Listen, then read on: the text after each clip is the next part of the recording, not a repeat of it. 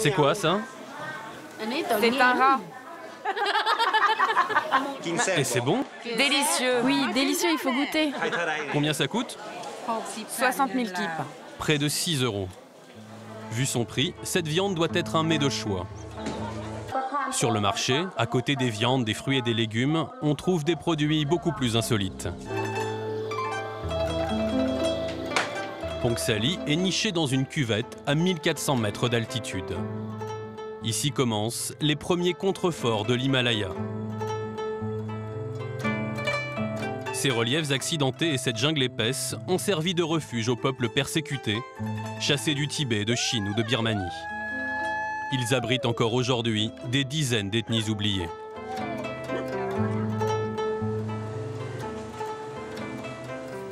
Tong est instituteur, il se prépare à un périple difficile. Quand je prends la route, j'emporte des habits et des vivres, surtout des soupes en sachet. Et puis bien sûr, mes affaires de classe. Le jeune homme quitte sa famille pour 4 semaines. Il part enseigner à Chakampa, un village isolé dans les montagnes. Même s'il vient tout juste d'être père, les adieux se font sans effusion. Au Laos, on extériorise peu ses sentiments. Bon allez, j'y vais. Salut. Prends soin des enfants. Son périple commence par le petit port d'Atsa. Il s'embarque sur la rivière Nam-u, seul axe pour atteindre les zones isolées. Ce voyage d'une 50aine de minutes doit le mener jusqu'au village de Vatay. C'est là-bas, au cœur d'une région les moins peuplées du Laos, que commence la piste pour Chakampa. Tong s'élance pour plusieurs heures de marche. Il tient à profiter des derniers instants de fraîcheur et la matinée est déjà bien avancée.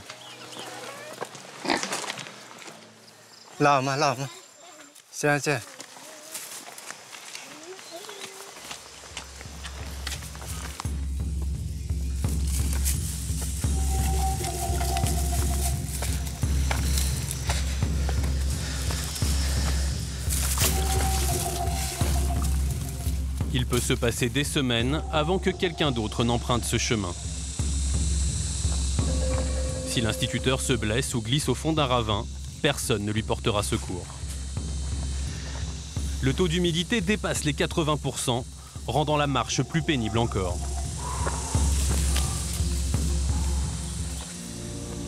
Sous cette végétation luxuriante se cache une menace insidieuse. Oh là là, venez voir, là il y a quelque chose. C'est une scolopendre. C'est très dangereux. Sa morsure est extrêmement venimeuse. Tong écarte aujourd'hui le danger d'un seul coup de talon, mais cela n'a pas toujours été le cas. Il avait 20 ans, la première fois qu'il s'est confronté à ce milieu hostile. À cette époque, j'étais seul comme aujourd'hui. J'avais peur. La jungle était dense et oppressante. Ma principale angoisse, c'était les serpents. J'avais peur de marcher dessus, qu'ils me mordent. D'ailleurs, j'ai toujours peur de ça. En plus, l'endroit grouille de parasites. C'est quoi ça? C'est une sangsue. Et il y en a beaucoup par ici? Ah ouais, il y en a plein. Les sangsues peuvent s'immiscer dans les orifices corporels les plus intimes. Leur morsure laisse des lésions qui risquent de s'infecter. Après s'être débarrassé d'une vingtaine d'entre elles, Tong reprend sa marche à travers la jungle. 3 heures plus tard, il pénètre en territoire Hakka, l'une des ethnies les plus mystérieuses du pays. En haut de cette côte, le village de Chakampa.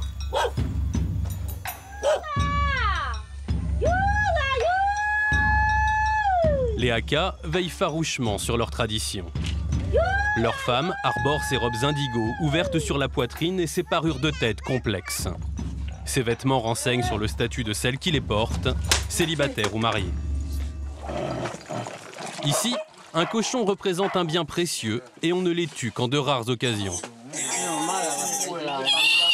Aujourd'hui, on célèbre le retour de l'instituteur. Mais quand Tong est arrivé il y a 4 ans, les choses étaient loin d'être aussi simples.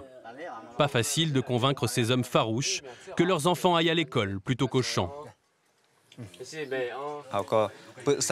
J'ai dû consulter le conseil des 7 anciens et le Naïban, le chef du village.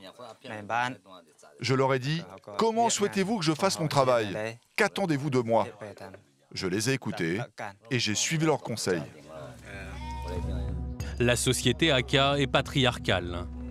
Cuisiner, cultiver le riz à flanc de montagne, couper le bois de chauffe, tisser les robes ou filer la laine, la journée des femmes Aka ne s'arrête que tard dans la nuit.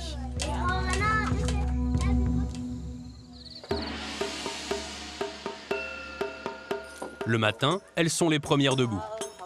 Avant que la brume ne se lève, elles vont chercher l'eau au puits, plusieurs dizaines de mètres en contrebas. Une seule outre en bambou comme celle-là peut peser une vingtaine de kilos.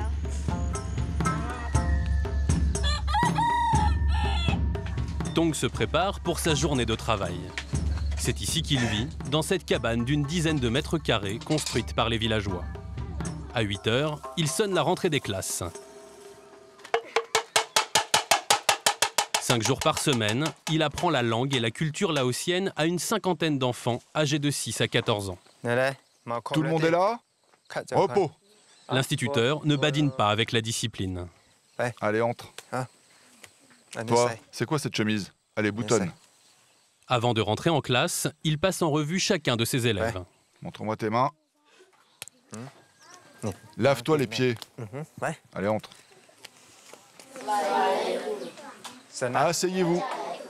Tong s'occupe seul de 6 classes. Lève-toi et dis-moi comment ça s'appelle. Un cocotier. Un cocotier. Et celui-là? Un palmier. Bravo. Tapez des mains pour Somsei. On applaudit. Derrière cette école, aux couleurs de la République démocratique populaire Lao, se cache un outil politique. Depuis 20 ans, le pouvoir cherche à contrôler les minorités, allant jusqu'à déplacer des centaines de milliers de personnes. Le sort des Aka de Chakampa est déjà scellé. Dans 3 ans, ils seront contraints de quitter les montagnes pour s'installer près d'une ville, laissant derrière eux leurs terres et leurs traditions.